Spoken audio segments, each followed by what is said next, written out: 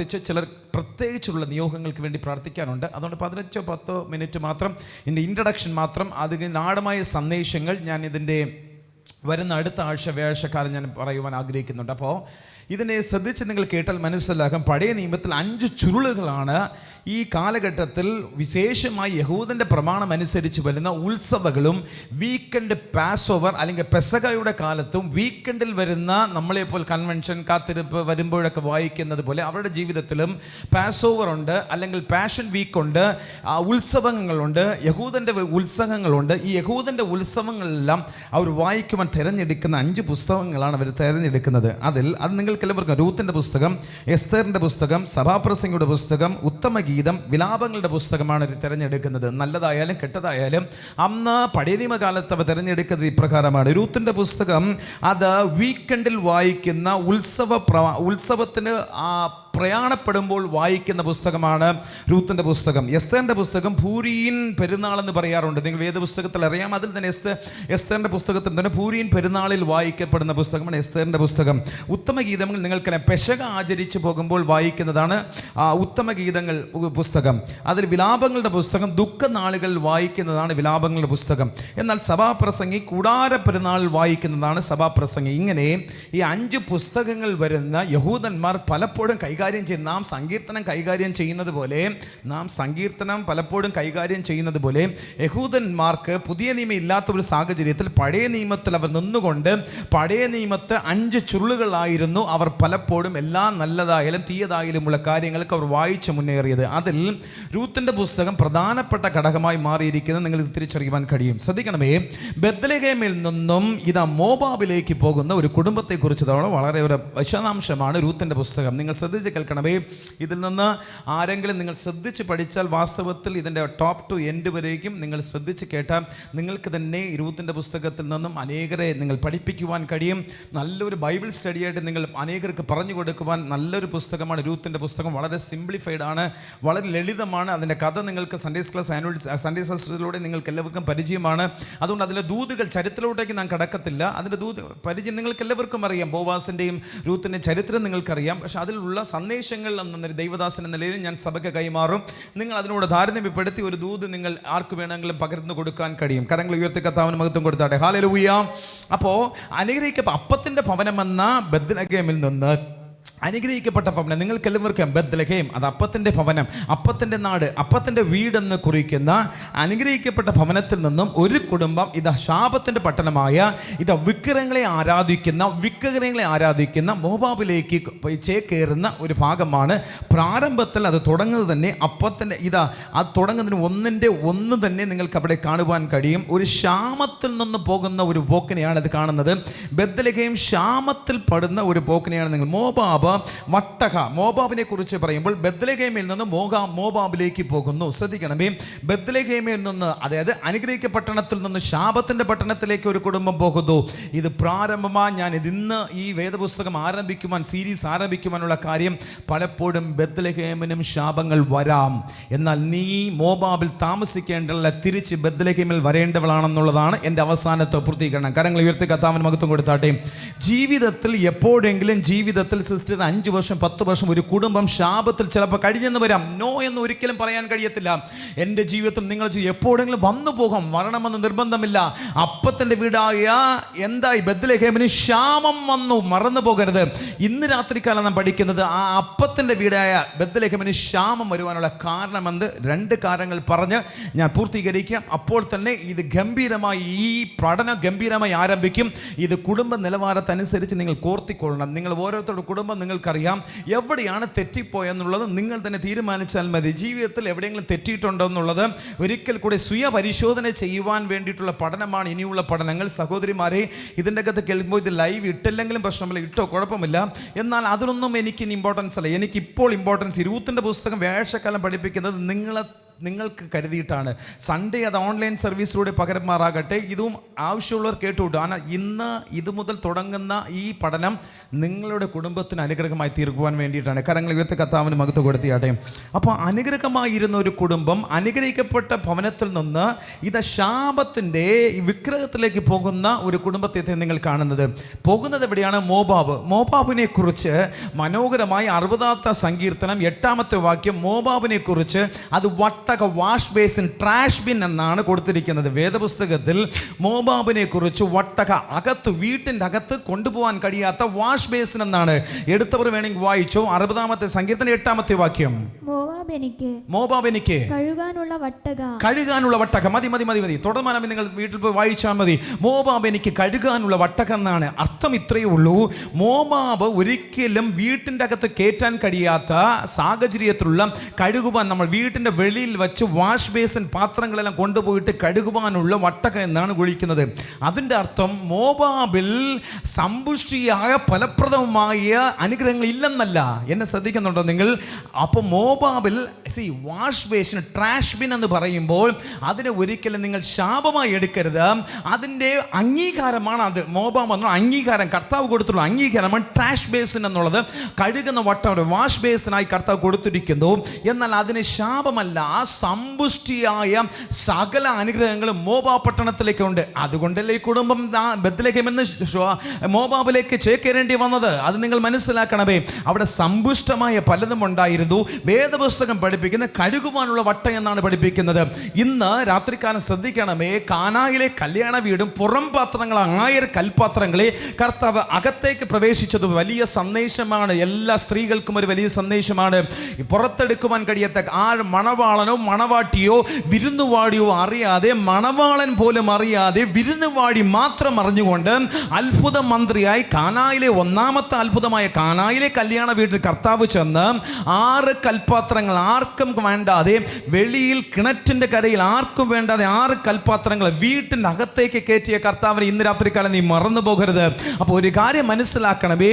മോബാബ് കഴുകുവാനുള്ള വട്ടയെന്ന് പറയുമ്പോൾ അതിൻ്റെ അകത്തുള്ള ദൈവ സാന്നിധ്യം നിങ്ങൾ മറന്നു പോകരുത്. അത് ശപിക്കപ്പെട്ട പട്ടണം തന്നെയാണ്. എന്നാൽ അതിൻ്റെ അകത്ത് ഇന്നും പോയ ചിലതിനെ വീണ്ടും മടക്കി ബത്ലഹേമിലേക്ക് കൊണ്ടുപോകാനുള്ള ആകാംക്ഷയാണ് കർത്താവ് ഇന്ന് രാത്രികാലം പറയുവാനുള്ളത്. കരങ്ങൾ ഉയർത്തി കർത്താവിന് മഹത്വം കൊടുത്താണ്. ഹല്ലേലൂയ. അപ്പോൾ ശ്രദ്ധിക്കണമേ. 2 രാജാക്കന്മാരുടെ പുസ്തകം 3-4 നിങ്ങൾ വായിച്ചാൽ നിങ്ങൾക്ക് മനസ്സിലാക്കണം ആ മോബാബ് ദേശം എത്ര സമൃദ്ധിയായി ഇരുന്നെന്നുള്ളത് നിങ്ങൾക്ക് മനസ്സിലാകും. ഞാൻ തന്നെ പറഞ്ഞു പോകാം. നിങ്ങൾ എന്നെ ശ്രദ്ധിച്ചാൽ മതി. വായിക്കുവാൻ സമയമില്ല. 10-15 മിനിറ്റ് മാത്രമേ ഇന്നത്തെ സന്ദേശത്തിന് സമയമുള്ളൂ. ശ്രദ്ധിക്കണമേ. 2 രാജാക്കന്മാർ 3-ാം അധ്യായത്തിൻ്റെ 4-ാമത്തെ വാക്യത്തിൽ മോബാബ് രാജാവ് വർഷം ഓരോ വർഷവും ഇതാ ഇസ്രായേൽ രാജാവിന് 2 ലക്ഷം ആട്ടിൻ്റെ തോൽ എന്ത് കൊടുക്കും? സൗജന്യമായി എന്ത് കൊടുക്കും? 2 ലക്ഷം ആട്ടിൻ്റെ തോൽ സൗജന്യമായി അവർക്ക് സംഭാവന കൊടുക്കുന്ന സമ്പുഷ്ടമായ ഒരു നാടാണ് മോബാബ് രാജാവിൻ്റെ നാട്, മോബാബ് ദേശം എന്ന് പറയുമ്പോൾ. അപ്പോൾ ഈ കുടുംബം അങ്ങോട്ട് പോയത് സാധാരണ ദേശത്തേക്കല്ല, സമ്പുഷ്ടമായ ഒരു ദേശത്തേക്കാണ്. എന്നാൽ വേദപുസ്തകം പഠിപ്പിക്കുന്നത് എപ്രകാരമാണ്? തിരിച്ച് ബത്ലഹേമിൻ്റെ വീട് അനുസരിച്ച് കമ്പാരിറ്റീവ് അനാലിസിസ് ചെയ്യുമ്പോൾ അത് വട്ടം 0 ആണെന്ന് നിങ്ങൾ മറന്നു പോകരുത്. അപ്പോൾ ഈ ഭൗതിക നന്മകളെ ആസ്വദിച്ചിട്ടല്ല ഇന്ന് രാത്രികാലം നാം ഇവിടെ ആയിരിക്കുന്നത്. ഇവിടെ വാരിക്കൂട്ടുന്ന നന്മകളല്ല കർത്താവ് തരുന്നത്. വലിച്ചെറിഞ്ഞതിന് ചിലതൊക്കെയാണ് കർത്താവ് നമുക്ക് വേണ്ടി പഠിപ്പിക്കാൻ ആഗ്രഹിക്കുന്നത്. വാരിക്കൂട്ടിയതിൻ്റെ നന്മ കർത്താവിന് വേണ്ട.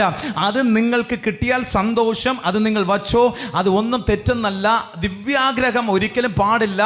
ആഗ്രഹം വേണം, ദിവ്യാഗ്രഹം ഒരിക്കലും പാടില്ല. എത്ര ബാങ്ക് ബാലൻസ് വെച്ചാലും വച്ചോ. എന്നാൽ കർത്താവ് അതിനെക്കുറിച്ച് വേദപുസ്തകത്തിൽ ഒരിടത്തും പരാമർശിക്കുന്നില്ല. എന്നാൽ കർത്താവ് പഠിപ്പിക്കുന്നത് അനുഗ്രഹിക്കപ്പെട്ട ആത്മീക സമ്പുഷ്ടമായ ആത്മീക നിലവാരത്തിൽ അടിത്തറ പണിഞ്ഞ് നിൽക്കുന്ന ബത്ലഹേമിൽ നിന്ന് ഒരു പടി പോലും നീ ചവിട്ടി ഇറങ്ങരുതാണ് കർത്താവിൻ്റെ ഏക ഉദ്ദേശം. കരങ്ങൾ ഉയർത്തി കർത്താവിനെ മഹത്വപ്പെടുത്തിയാട്ടെ. ഓക്കെ, ഇനി എല്ലാ സഹോദരിമാരെ ശ്രദ്ധിച്ചാട്ടെ, എല്ലാവരും ശ്രദ്ധിച്ചാട്ടെ. ഈ രൂത്തിന്റെ ചരിത്രത്തിലേക്ക് കയറുമ്പോൾ ഇന്ന് ഒരു വാക്ക് മാത്രമേ ഞാൻ തൊടുന്നുള്ളൂ. ആദ്യത്തെ 1-2 വാക്യങ്ങൾ മാത്രമേ ഞാൻ ഇന്ന് തൊടുന്നുള്ളൂ. ശ്രദ്ധിക്കണമേ. വായിക്കുമോ കൂട്ടാ? രൂത്തിന്റെ പുസ്തകം 1-ാം അധ്യായത്തിന്റെ 1-2 വാക്യങ്ങൾ. ന്യായാധിപന്മാർ ന്യായപാലനം നടത്തിയ കാലത്ത്, ന്യായാധിപൻ ന്യായം നടത്തിയ കാലത്ത് എന്ന് പറയുമ്പോൾ ശ്രദ്ധിക്കണമേ, അതൊരു വാക്ക് പറഞ്ഞു പോകാം. അത് ഞാൻ പറഞ്ഞല്ലോ, ഒബ്നിയേൽ മുതൽ ശമൂവേലിന്റെ കാലം വരെയും അവർ നീതിയിൽ നിൽക്കാത്ത കാലമായിരുന്നു. ശ്രദ്ധിക്കണമേ, നീതി നടത്തിപ്പിക്കാത്ത കാലം, വീണും എഴുന്നേറ്റും പോകുന്ന കാലമായിരുന്നു ന്യായാധിപന്മാരുടെ കാലം. അതുകൊണ്ടല്ലേ പിന്നെ അവർ ചോദിച്ചത്, ഞങ്ങൾക്കൊരു രാജാവിനെ വേണമെന്ന് അവർ ചോദിച്ചതിന്റെ കാര്യം എന്താണ്? അവർ നീതിക്ക് വില കൊടുക്കുക, നീതി ചവിട്ടി മറിച്ച് കളഞ്ഞു. അത് നിങ്ങൾക്കറിയാമോ? അവർ തിരിച്ച് രാജാവിനെ ചോദിക്കുമ്പോൾ അതിന്റെ കാര്യമൊക്കെ ഞാൻ കഴിഞ്ഞ ഒരു രാത്രി സങ്കീർത്തനത്തിൽ ഞാൻ പറഞ്ഞു, അവർ രാജാവിനെ കൊടുത്തു. അങ്ങനെയല്ലേ ശൗലിനെ അവർക്ക് കൊടുത്തത്. ശൗലിനെ കൊടുത്തപ്പോൾ എന്താണ് സംഭവിച്ചത്? ശൗൽ, നിങ്ങൾ നോക്കണമേ, 38 വർഷക്കാലം അവൻ ദുരാത്മാവിന് ഭരിച്ചെങ്കിൽ 2 വർഷക്കാലമേ ആത്മാവിൽ ഭരിച്ചുള്ളൂ. 38 വർഷക്കാലം ഒരു രാജ്യത്തെ ആ ദുരാത്മാവിനെ ഭരിച്ച ശൗലിന്റെ രാജ്യത്തിന്റെ അധപ്പതനം നിങ്ങളൊന്ന് ശ്രദ്ധിച്ചാൽ മതി. അത് പറഞ്ഞ് ഞാൻ ആ ഭാഗം വിടുന്നു. അപ്പൊ ന്യായാധിപന്മാർ രാജ്യം ഭരിച്ച കാലത്ത് വായിച്ചോ. രണ്ടാമതായി, ഒരിക്കൽ ദേശത്ത് ക്ഷാമമുണ്ടായി. യഹൂദയിലെ ബത്ലഹേമിലുള്ള ഒരു ആൾ തന്റെ ഭാര്യയും 2 പുത്രന്മാരുമായി മോവാബ് ദേശത്ത് പരദേശിയെ പാർക്കുവാൻ പോയി. അവൻ എലിമലേക്ക് എന്നും ഭാര്യയ്ക്ക് നവോമി എന്നും 2 പുത്രന്മാർക്ക്. ശ്രദ്ധിക്കണം, മനസ്സിലാക്കണമേ. അപ്പോൾ പരം മുതൽ ഇതെല്ലാവർക്കും അറിയാം. എലിമേലേക്ക്, നഹോമി, 2 നല്ല ഭാര്യാഭർത്തൃ ജോഡി. ഇവർക്ക് 2 മക്കൾ, മഗ്ലോൻ, ഗിലിയോൻ. ഇവർ 2 വിവാഹം കഴിച്ചു. ഓർഫ, റൂത്ത്, നിങ്ങൾക്ക് എല്ലാവർക്കും അറിയാം. എന്നാൽ ശ്രദ്ധിക്കണമേ, അതൊക്കെ അടുത്ത വ്യാഴാഴ്ച ചിന്തിക്കാം. ഇതിൽ നിന്ന് ആദ്യം 1-2 വാക്യത്തിൽ നിന്ന് തന്നെ വരുതാം. എന്തുകൊണ്ട് ശാപത്തിൻ്റെ നന്മയുടെ അല്ലെങ്കിൽ അപ്പത്തിൻ്റെ ഭവനമായ ബത്ലഹേമിൽ നിന്ന് ഇവർ മോവാബിലേക്ക് പോകുവാനുള്ള 2 കാരണങ്ങൾ പറഞ്ഞ് നാം അവസാനിപ്പിക്കാം. അത് നിങ്ങൾക്ക് ഏറ്റവും അനുഗ്രഹമായി തീരട്ടെ എന്ന് ഞാൻ വിശ്വസിക്കുന്നു. ശ്രദ്ധിക്കണമേ, ഇവർക്ക് അപ്പത്തിൻ്റെ നാടായ ബത്ലഹേമിൽ നിന്ന് പോകണമെന്ന് ആഗ്രഹമില്ലായിരുന്നു. ഇവർക്കും ആഗ്രഹം, ഭയങ്കര ആഗ്രഹമായിരുന്നു. ഇവിടെ തന്നെ നിൽക്കണം എന്ന് ആഗ്രഹമായിരുന്നു. ഇവർ വേണമെന്ന് കൊതിച്ച് ബത്ലഹേമിൽ നിന്ന് മോവാബിലേക്ക് പോകുന്നതല്ല. കാരണം എന്താണ്? നിങ്ങൾ അതിനു മുമ്പ് ചിന്തിച്ചാൽ മനസ്സിലായി. എത്ര വർഷക്കാലം ആശയോടെ കാത്തിരുന്നതാണ് മോശയുടെ കാലം മുതൽ ആ വാഗ്ദത്ത നാടിലേക്ക് എത്തുവാൻ. എത്ര ദിവസങ്ങളായി ഈ ജനം പരിശ്രമിച്ച് കടന്നുപോയത്. അങ്ങനെ അവർ പാലും തേനും അവിടുത്തെ അത്തിപ്പഴം, അവിടുത്തെ നാരന്തി, അവിടുത്തെ സമ്പുഷ്ടമായ വൃക്ഷങ്ങൾ, സമ്പുഷ്ടമായ ഫലങ്ങൾ കണ്ട് കൊതിയോടെയല്ലേ മോശ 2 അങ്ങോട്ട് പറഞ്ഞയച്ചു. ജോഷുവയും കാലിമയും 12 എണ്ണത്തെ പറഞ്ഞയച്ചു. 10 പോയിട്ട് വന്ന് നെഗറ്റീവ് ഇമ്പാക്റ്റ് കൊടുത്തു. 10 പോയിട്ട് വന്ന് പറഞ്ഞു, ഹേ നിങ്ങൾ റിട്ടേൺ അടിച്ച് പോകുന്നതാണ് നല്ലത്. അവിടെ എത്തുന്ന ലക്ഷണമൊന്നും ഞങ്ങൾ കാണുന്നില്ലെന്ന് നിരാശയുടെ വാക്കുകൾ പറഞ്ഞിട്ടും ദൈവ സാന്നിധ്യത്തിലിരുന്ന കാലേബ് പറയുന്ന ഒരു കാര്യമുണ്ട്. ദൈവം നമ്മോട് കൂടെ ഉണ്ടെങ്കിൽ നാം ആ സ്ഥലത്ത് ചെന്നിരിക്കും. നിങ്ങൾ പാറപ്പെടേണ്ട നിരാശയുടെ വാക്കുകൾ തരുന്ന ജീവിതത്തിൽ ഏതെങ്കിലും നിരാശയുടെ വാക്കുകൾ തരുന്നെങ്കിൽ വിശ്വസിക്കരുത്. ദൈവസന്നിധിയിൽ നിൽക്കുന്ന ഒരു ദൈവപൈതലിന് മാത്രമേ അതരത്തിൽ നിന്ന് പ്രത്യാശയുടെ വാക്കുകൾ പുറപ്പെടുവിക്കാൻ കഴിയത്തുള്ളൂ. കരങ്ങൾ ഉയർത്തി മഹത്വപ്പെടുത്തിയാട്ടെ. കാരണം നോക്കണമേ, 10 പേരുടെ വാക്കുകൾ ആ മുഴു ജനതയ്ക്കും, മുഴു ചേർച്ചിനും, മുഴു കോൺഗ്രിഗേഷനും കരച്ചിൽ കൊടുത്തു. വേദപുസ്തകം പഠിപ്പിക്കുന്നുണ്ട്. ഈ 10 പേര് വന്ന് റിപ്പോർട്ട് വായിച്ചു. ആദ്യമായി റിപ്പോർട്ട് വായിച്ചു. 10 പേർ റിപ്പോർട്ട് വായിക്കുമ്പോൾ 10 പേരുടെ റിപ്പോർട്ടും ഒരിക്കലും നമ്മളെക്കാൾ മല്ലന്മാരാണ് അവന്മാർ. ഒരിക്കലും നിങ്ങൾ കനാലിലേക്ക് കാൽ വയ്ക്കാൻ കഴിയത്തില്ല, നിങ്ങൾ പ്രതീക്ഷിക്കേ വേണ്ടെന്ന് പറഞ്ഞപ്പോൾ തിരിഞ്ഞു നോക്കിയപ്പോൾ മുഴു കോൺഗ്രിഗേഷന് കരയുന്ന നിലവിളി എന്നാണ് ഇട്ടിട്ടുള്ളത്. നിലവിളിച്ച് കരഞ്ഞെന്നാണ്. ഇത്രയേറെ നിലവിളിച്ചിട്ടും ഒരു ദൈവഭക്തന്റെ ജീവിതത്തിൽ ഒരു പ്രത്യാശ ഒരുത്തനകത്തിരുന്നപ്പോൾ അവൻ പറഞ്ഞു, നമുക്ക് ജീവനുണ്ടെങ്കിൽ, കർത്താവ് നമ്മളോട് കൂടെ ഉണ്ടെങ്കിൽ നമ്മൾ കനാലിൽ എത്തിയിരിക്കും. അവർ എത്തുകയും ചെയ്തു. അർത്ഥം ഇത്രയുള്ളൂ. പ്രാരംഭ സമയമായി ശാപമോ നരകമോ വേദനയോ ദുഃഖമോ സന്തോഷമോ ഇതൊന്നുമല്ല. അകത്തൊരു ദൈവഭക്തന്റെ പ്രത്യാശ, ഞാൻ ഇവിടെ തന്നെ പിടിച്ചു നിൽക്കും, കർത്താവിന്റെ സാന്നിധ്യത്തിൽ ഉറച്ചു നിൽക്കുമെന്നുള്ള പ്രത്യാശ ഉള്ളവന് അത് ബത്ലഹേം, മോവാബ് ഒരു പ്രശ്നമൊന്നുമല്ല. കരങ്ങൾ ഉയർത്തി കർത്താവിന് മഹത്വം കൊടുത്തിയാട്ടെ. ഹല്ലേലൂയ. ഏതെങ്കിലും നന്മ സിസ്റ്റർ കയ്യിൽ കർത്താവ് വച്ചു തരുമ്പോൾ അഹങ്കരിക്കരുത്. കാരണം എന്തെന്നറിയാമോ? ആ കയ്യിൽ വച്ചു തരുമ്പോൾ തന്നെ ആ നന്മ അനുഭവിക്കുന്നത് എങ്ങനെയെന്ന് കർത്താവ് പഠിപ്പിക്കുന്നില്ലേ? മക്കളെ തന്നാൽ മക്കളെ എങ്ങനെ വളർത്തണമെന്ന് കർത്താവ് പഠിപ്പിക്കും. മറന്നു പോകരുത്. ഞാൻ പറഞ്ഞു വരുന്ന ആശയം നിങ്ങൾ മറന്നു പോകരുത്. എന്തുകൊണ്ടാണ് ബത്ലഹേമിൽ നിന്ന് അവർ മോവാബിലേക്ക് കടന്നു പോയതിൻ്റെ ചരിത്രമാണ്, ഇതിൻ്റെ മുഖവരിയാണ് ഞാൻ പറഞ്ഞു വരുന്നത്. ഇതെല്ലാം ആശയം ഞാൻ മുൻപോട്ട് പോകാം. 3 കാരണങ്ങൾ പോയിന്റ് ആയിട്ട് പറഞ്ഞ നോട്ട് ചെയ്യുന്നവർക്ക് നോട്ട് ചെയ്യാൻ ഞാൻ പഠിപ്പിക്കും. അതിനു മുൻപ് മുഖവര കേട്ടോ. കർത്താവ് ഒരു സഭയെ തന്നാൽ സഭ എന്നെ ശുശ്രൂഷിക്കണമെന്ന് കർത്താവ് ഞങ്ങളെ പഠിപ്പിക്കും. കർത്താവ് ജനത്തെ തന്ന ജനത്തെ എങ്ങനെ ശുശ്രൂഷിക്കണമെന്ന് കർത്താവ് പഠിപ്പിക്കും. ഇത് കർത്താവിന് ഞാൻ എൻ്റെ സഭയെ പണി പാതാള ഗോപുരങ്ങൾ ജയിക്കയില്ല എന്ന് കർത്താവ് പറഞ്ഞിട്ടുണ്ടെങ്കിൽ ഫിലിപ്പിൻ്റെ കൈസരിയിൽ നിന്ന് അന്ധകാര ശക്തികൾ നിറഞ്ഞു നിന്ന സ്ഥലത്ത് കർത്താവ് പറഞ്ഞതാണ്. ഈ കർത്താവ് വരുമ്പോൾ സാന്നിധ്യം നിറഞ്ഞ ഒരു സ്ഥലത്ത് നിന്നാണ് ഫിലിപ്പിൻ്റെ കൈസരിയിൽ കടന്നു വരുന്നത്. പോകുമ്പോൾ ദൈവ സാന്നിധ്യം നിറഞ്ഞതൊരു അന്തരീക്ഷം. എന്നാൽ കർത്താവ് ഞാൻ എൻ്റെ സഭയെ പണിയും പാതാള ഗോപുരങ്ങൾ ജയിക്കയില്ലെന്ന് പറഞ്ഞത് സാത്താൻ്റെ കോട്ടയിൽ നിന്നാണ് കർത്താവ് പറഞ്ഞത്. അതുകൊണ്ട് സഭയെ കർത്താവ് തന്നാൽ അതേ ഭരിക്കാനുള്ള അത് എങ്ങനെ നടത്തണമെന്നുള്ള ചിന്താമണ്ഡലം ഇച്ഛാശക്തിക്ക് അപ്പുറമായിട്ട് ചിലതൊക്കെ കർത്താവ് ദൈവദാസന്മാർക്ക് കൊടുക്കും. വിശ്വാസി സമൂഹത്തോട് പറയട്ടെ, നിങ്ങൾക്കൊരു ഭവനം തന്നിട്ടുണ്ട്, നിങ്ങൾക്കൊരു ഭർത്താവ് മക്കളെ തന്നിട്ടുണ്ടെങ്കിൽ അതിനെ എങ്ങനെ വളർത്തണമെന്ന് കർത്താവ് നിങ്ങൾക്ക് പഠിപ്പിക്കും. എന്നാൽ പലപ്പോഴും ആ വിളി കേൾക്കാതെ നിങ്ങൾ പോകുന്നത് കൊണ്ടാണ് പലപ്പോഴും മോവാബിലേക്ക് പോകാനുള്ള തീരുമാനത്തിലേക്ക് നിങ്ങൾ എത്തുന്നത്. കരങ്ങൾ ഉയർത്തി കർത്താവിന് മഹത്വം കൊടുത്താട്ടെ. ഹല്ലേലൂയ. അപ്പോൾ നമുക്ക് പോകാം. 2-3 കാര്യങ്ങൾ വേഗത്തിൽ പഠിക്കാം. ആവർത്തന പുസ്തകം 28:1 നിങ്ങൾക്ക് എല്ലാവർക്കും അറിയാം. അതല്ല എൻ്റെ ചിന്താ വിഷയം. എന്നാൽ അത് പറഞ്ഞ് മുൻപോട്ട് പോകാം. അത് ഞാൻ പറയാൻ വേണ്ടി വന്നതാണ്. എന്നാൽ പെട്ടെന്ന് പരിശുദ്ധാത്മാവ് പറയുന്നത് ശ്രദ്ധിക്കണമേ. ഈ അപ്പത്തിൻ്റെ ഭീമനത്തിൽ നിന്ന് മോവാബിലേക്ക് പോകുവാനുള്ള കാര്യം ഇന്നത്തെ പ്രവാചകന്മാരുടെ കണ്ടിട്ടൊന്നും നിങ്ങൾ തീരുമാനമെടുക്കരുത് കേട്ടോ. അതെങ്ങനെ? ആവർത്തനം ശ്രദ്ധിക്കുക. ആവർത്തനം 28:1 മുതൽ 14 വരെ വായിച്ച് പ്രസംഗിക്കുകയൊക്കെ ചെയ്യാം, സന്തോഷമായി ഏറ്റെടുക്കാം. എന്നാൽ 15 മുതൽ 31 വരെ 41 വരെ നിങ്ങൾ മറക്കാതെ വായിക്കണം. അവിടെ ശ്രദ്ധിക്കണമേ. 1 മുതൽ ഇപ്പം മനസ്സിലായി, ഇപ്പം ചിലർക്ക് മനസ്സിലായി ഇതെങ്ങോട്ടാണ് പോകാൻ പോകുന്നത് മനസ്സിലായി. എങ്ങനെ ബെത്ലഹേമിൽ നിന്ന് മോവാബിലേക്ക് പോകാനുള്ള കാരണം പറയുമ്പോൾ ആവർത്തനം വ്യവസ്ഥകളില്ലാതെ വാഗ്ദത്തം കരകയറ്റാൻ കഴിയത്തില്ല. അപ്പോൾ ബെത്ലഹേമിൽ നീ തുടരണമെങ്കിൽ നീ എവിടെയോ നഷ്ടപ്പെട്ടു പോയി. അതുകൊണ്ടാണ് ബെത്ലഹേം തുടരാൻ കഴിയാതെ മോവാബിലേക്ക് ചിലപ്പോഴൊക്കെ ചേക്കേറേണ്ടി വരുന്ന അനുഭവങ്ങൾ ജീവിതത്തിൽ കടന്നു വരുന്നത്. എങ്ങനെ വ്യവസ്ഥകൾ പറയുമ്പോൾ ആവർത്തനം 28 എത്ര കൂട്ടം കാര്യങ്ങൾ കർത്താവ് നൽകിക്കൊടുത്തു. 1 മുതൽ 14 വരെ ഒരു സെറ്റ്, 15 മുതൽ 41 വരെ അടുത്ത സെറ്റ് അടുക്കിയിട്ടേക്കുക. നീ 1 മുതൽ 14 വരെ സ്വീകരിച്ചു. എന്നാൽ ഒരു കാര്യം മറന്നു പോകരുത്, 15 മുതൽ 41 വരെയുള്ള വാക്യങ്ങൾ നിങ്ങൾ മനഃപ്പാടമായി സ്വീകരിച്ചാൽ മാത്രമേ 1 മുതൽ 14 വരെയുള്ള വാക്യങ്ങൾ നിങ്ങളുടെ കുടുംബത്തിന് മേൽ വ്യാപരിക്കാൻ കഴിയത്തുള്ളൂ. കരങ്ങൾ ഉയർത്തി കർത്താവിന് മഹത്വം കൊടുത്താട്ടെ. ഹോലേ. അപ്പോൾ ഞാൻ കടന്നു വരാം. അപ്പോൾ ശ്രദ്ധിക്കണമേ. ഒന്നാമതായി അതുകൊണ്ടാണ് മത്തായി സുവിശേഷം 7:24 കർത്താവ് ഇപ്രകാരം പഠിപ്പിച്ചത്, എൻ്റെ വചനങ്ങളെ കേട്ടനുസരിച്ചവൻ പാറമേൽ അടിസ്ഥാനമിട്ട് അവൻ ഒരിക്കലും എന്ത് ചെയ്യത്തില്ല, അവൻ ഒരിക്കലും മാറിപ്പോകത്തില്ല. ഇതല്ല ദൂത്. ഇത് ഞാൻ നിങ്ങൾ ഒന്നുകൂടെ ഉത്സാഹപ്പെടുത്തുവാൻ വേണ്ടി പറയുന്ന ഒരു വാക്യമാണ്. എൻ്റെ വചനത്തിൽ അടിസ്ഥാനമിട്ട് നിൽക്കുന്നവൻ പാറമേൽ വീട് പണിതവനെ പോണേ. അവന് ആര് വേണ്ട? ഉത്സാഹികളെയാണ് വേണ്ടത്. മടിയന്മാരെ, അലസന്മാരെ എൻ്റെ കർത്താവിന് വേണ്ട. ഉത്സാഹത്തോടെ, മടിയോടുകൂടെ, അലസതയോടുകൂടെ പാറമേൽ മണലിന്മേൽ അടിസ്ഥാനമിടുന്ന കർത്താവിന് വേണ്ട. എന്നാൽ കർത്താവിന് ആഴമായി കുടിച്ച ആഴത്തിൽ അടിസ്ഥാനമിട്ട് കെട്ടിപ്പോകുന്ന ക്രിസ്തീയ ജീവിതത്തിൽ അത് ഒരിക്കലും മോവാബിനെ കോട്ടുള്ള ആകർഷണീയമായ വാക്കുകളൊന്നും നിന്നെ ഒന്നും ചെയ്യുവാൻ കഴിയത്തില്ല എന്ന് പറഞ്ഞുകൊണ്ട് എൻ്റെ ചിന്തയിലേക്ക് ഞാൻ കടന്നു വരുവാൻ ആഗ്രഹിക്കുന്നുണ്ട്. അപ്പോൾ ശ്രദ്ധിക്കണമേ, ഇത് യോശുവയുടെ കാലം വരെ ഓക്കെ ആയിരുന്നു. യോശുവയുടെ കാലം വരെ ഓക്കെ ആയിരുന്നു. ജനത്തിന് ഒരു പ്രശ്നമില്ലായിരുന്നു. യോശുവയുടെ കാലം വരെ ഓക്കെ ആയിരുന്നു. എങ്ങനെ? അതുകൊണ്ടാണ് യോശുവ പറയുന്നത്, as for me and my family we will serve the Lord. ഞാനും എൻ്റെ ഒരുമിച്ച് ഞാനും എൻ്റെ കുടുംബം യഹോവയെ സേവിക്കും. As for me and my family we will serve God എന്ന് യോശുവയുടെ കാലം വരെ ഞാനും എൻ്റെ കുടുംബം യഹോവയെ സേവിക്കുമെന്ന് അന്ന് വരെ കർത്താവിനെന്ന മഹത്വത്തിന് വേണ്ടി നിന്ന ഒരു പ്രവാചകന്മാരുടെ ലിസ്റ്റിൽ അല്ലെങ്കിൽ ന്യായാധിപന്മാരുടെ ആ തലമുറ വരെ ഓക്കെയായിരുന്നു. അപ്പോൾ എന്തുകൊണ്ടാണ് ഈ തലമുറ എത്തിയപ്പോൾ, ഈ രൂത്തിന്റെ പുസ്തകം അടിസ്ഥാനമിട്ട് തുടങ്ങുന്ന ഈ തലമുറ എത്തിയപ്പോൾ എന്തുകൊണ്ട് അപ്പത്തിൻ്റെ നാട്ടിൽ ക്ഷാമം വന്നു എന്നുള്ളത് ഒന്നാമതായി ചിന്തിക്കണം. അപ്പത്തിൻ്റെ വീട്ടിൽ